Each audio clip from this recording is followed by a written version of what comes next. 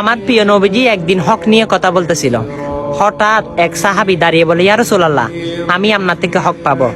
তখন রসুল জিজ্ঞেস করলে, তুমি আমার থেকে কি হক পাবে?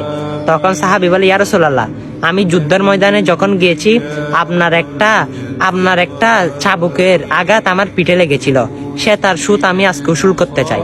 তখন রসুল বলে, হ্যাঁ, তোমার হক তুমি মিটিয়ে নাও। পাশে হযরত উমর ছিল।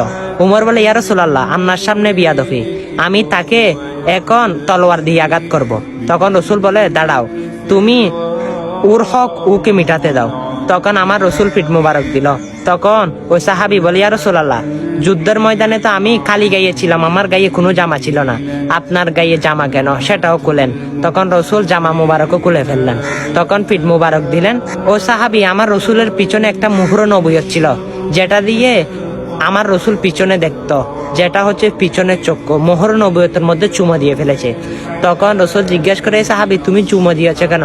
বলে, ইয়া রাসূলুল্লাহ, আপনার মোহর নবুয়ত দেখার অনেক শখ ছিল, তাই আমি চুমো দিয়ে আমার এই দুই ঠোঁটকে জাহান্নামের আগুন থেকে আমি বাঁচিয়েছি। তখন সুবহানাল্লাহ।